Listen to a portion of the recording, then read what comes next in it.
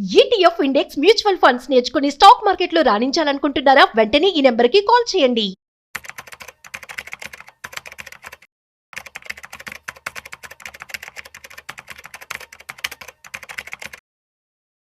నమస్తే సుందరామరెడ్డి గారు. నమస్తే సార్. వెరీ ఇంపార్టెంట్లీ ఇది నేను కొంతమంది అడిగారు కూడా, ఈ విషయం చాలా మంది మాట్లాడుకోవడం నేను విన్నాను. లైక్ లాంగ్ టర్మ్ ఇన్వెస్ట్మెంట్ చేయండి, లాంగ్ టర్మ్ చేయండి అంటారు. అసలు లాంగ్ టర్మ్కి హద్దు అంటూ ఏమన్నా ఉందా?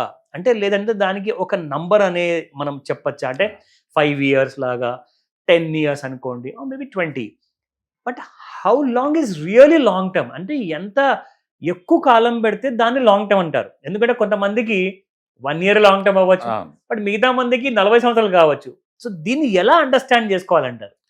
బేసికల్గా టాక్సేషన్ పాయింట్ ఆఫ్ వ్యూలో 1 year లోపు అన్ని ట్రేడింగ్ కింద లెక్క. Okay. So more taxes. Okay.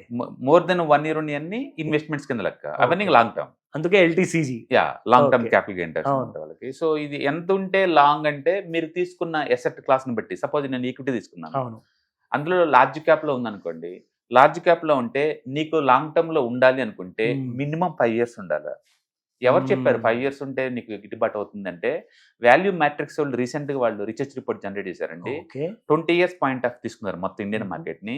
ఎన్ని సంవత్సరాలు ఉంటే లార్జ్ క్యాప్ లో వాళ్ళు బ్రేక్ ఈవెన్ పాయింట్ కి వస్తారు, అంటే వర్స్ట్ కండిషన్ లో కూడా. ఓకే. యావరేజ్ రిటర్న్స్ ఎంత వస్తాయి వాళ్ళకి, బెస్ట్ రిటర్న్స్ ఎంత టైం ఉంటే వస్తాయి రీసెర్చ్ చేసినప్పుడు 5 years కనుక ఉంటే మినిమం 4.9%.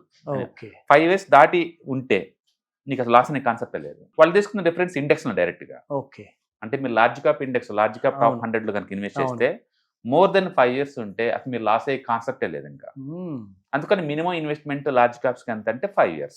ఓకే. అంటే మోర్ దెన్ 8 years ఉన్నారనుకోండి, నీకు యావరేజ్ మీద 12% గిట్టుబాటు అవుతుంది ఫర్ యానం మినిమం. ఓకే. ఇది వాళ్ళు ఇచ్చిన డెఫినేషన్ అనమాట. అలాగే మిడ్ క్యాప్ అనుకోండి, వాళ్ళు మినిమం 8 years ఉండాలి. మిడ్ క్యాప్ కి అసలు బ్రేక్ ఈవెన్ కి రావాల్సిన, అంటే వరస్ట్ సినారియోలో ఉంటుంది. వరస్ట్ సినారియోలో లాంగ్ టర్మ్ అంటే మీనింగ్ ఏంటంటే మినిమం 8 years. అదే స్మాల్ క్యాప్ అనుకోండి, వీళ్ళు మోర్ దెన్ 10 years అండి. కనీసం 10 years ఉండాలి. అంటే సైజ్ ఎంత తగ్గితే రిటర్న్స్ వల్లే మనం ఫోకస్ చేస్తున్నాం.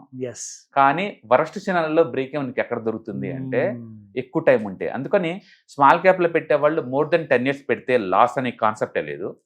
స్మాల్ క్యాప్ 250 లో పెడితే. మిడ్ క్యాప్ వాళ్ళు మోర్ దెన్ 8 years పెడితే లాస్ అనే కాన్సెప్టే లేదు. లార్జ్ క్యాప్ కి మోర్ దెన్ 5 years పెడితే లాస్ అనే కాన్సెప్టే లేదు.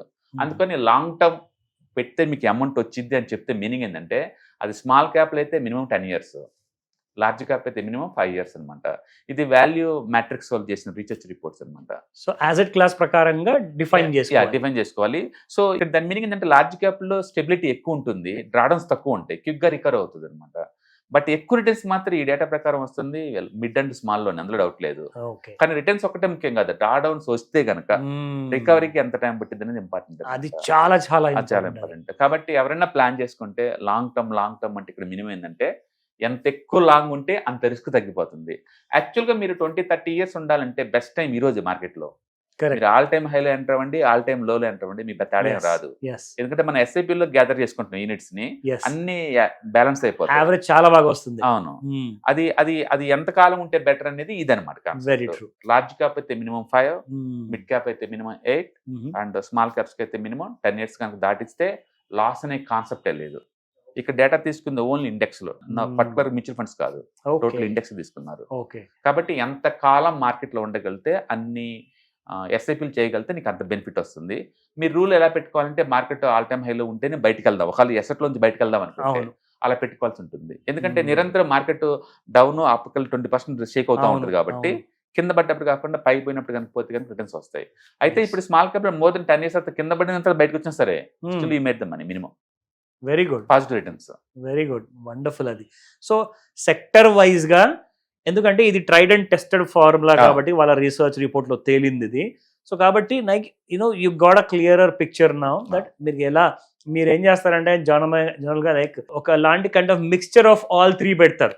అందరు ఏం చేస్తారంటే ఒక 5,000 3,000 లార్జ్ క్యాప్ లో, 1,500 మిడ్ క్యాప్ లో, 1,500 రూపాయలు స్మాల్ క్యాప్ లో పెట్టేసి దాన్ని ఒక మిక్స్ ఆఫ్ ఆల్ 3 చేసుకొని దాని ప్రకారం మీరు అన్నట్టుగా 8 and 10 years వరకు మీరు ఉంటే, సో మీకు ఒక బ్రేక్ ఈవెన్ పాయింట్, అది కూడా వర్స్ట్ కేస్ సినారియో వస్తేనే నా మనం అందరము చూస్తున్నాము, ఇండియా ఈజ్ థ్రైవింగ్ ఎకానమీ కాబట్టి ఒక $5 trillion కి మనం ఎప్పుడైనా చేరుకోవచ్చు కాబట్టి, సో మీరు అన్నట్టుగా ఇది రైట్ టైమే ఇన్వెస్ట్మెంట్ చేసుకోవడానికి. So that will be a very good kind of a period. Only thing అంటే మీరు ఎలాంటి సెక్టర్స్ ని ఎన్నుకుంటున్నారో అండ్ ఎలాంటి kind of fund, risky funda లేదంటే బ్యాలెన్స్డ్ ఫండా, అవన్నీ ఎన్నుకునే ముందు ఆ కైండ్ ఆఫ్ అడ్వైస్ తీసుకుంటే బెటర్ అది. ఎందుకంటే మీరు ఎక్స్పర్ట్ కావచ్చు మీ పనిలో, కానీ ఈ ఫీల్డ్ లో మాత్రం మీరు ఒక ఎక్స్పర్ట్ అడ్వైజర్ ఎవరైతే ఫైనాన్స్ కోచ్ ఉంటారో వాళ్ళ దగ్గర తప్పకుండా వెళ్ళిపోమని చెప్తాను. Thank you very much sir. Hi, markets చాలా వాలటిలిటీ నేను భయపడుతున్నారా? మార్కెట్ ఆల్ టైమ్ హైలో ఉందని దూరంగా ఉండాలనుకుంటున్నారా? ఏది రైట్ టైం మార్కెట్లో ఎంటర్ అవడానికి, ఏది బెస్ట్ టైం మార్కెట్లోంచి బయటకు పోవడానికి తెలుసుకోవాలనుకుంటున్నారా? మార్కెట్లో mutual funds, ETFs, index funds ద్వారా మనీ మేక్ చేద్దాం అనుకున్నారా? ఇలాంటి మీ డౌట్స్ కి క్లారిఫికేషన్ కోసం ఈ webinar. ETFs, index funds and mutual funds కోర్సులో జాయిన్ అవ్వండి. మీ డౌట్స్ క్లారిఫికేషన్ చేసుకోండి. Every month Saturday, Sunday and Monday conduct చేసే ఈ కోర్సులో మీకు ఈటీఎఫ్స్ అంటే ఏంటి, ఇండెక్స్ ఫండ్స్ అంటే ఏంటి, మ్యూచువల్ ఫండ్స్ అంటే ఏంటి, different type of ETFs, index funds, mutual funds అంటే ఏంటి, ఇందులో ఇన్వెస్ట్ చేయడం ద్వారా లాంగ్ టర్మ్ లో వెల్త్ ఎలా క్రియేట్ చేసుకోవాలా, షార్ట్ టర్మ్ లో ఎలా వెల్త్ క్రియేట్ చేసుకోవాలా, ఎనీబడి కెన్ ట్రేడ్ ప్రోగ్రామ్ ఎలా పార్టిసిపేట్ చేయాలా, ఇలాంటి అన్నిటికీ మీకు ఆన్సర్ దొరుకుతుంది. కాబట్టి మీకు ఎవరికన్నా ఇలాంటి వాటిలో వెల్త్ క్రియేట్ చేయాలని కనుక ఇంట్రెస్ట్ కనుక ఉంటే కింద స్క్రోల్ అవుతున్న నెంబర్ కి కాల్ చేయడం ద్వారా మీ సీట్ ని బుక్ చేసుకోండి. Thank you.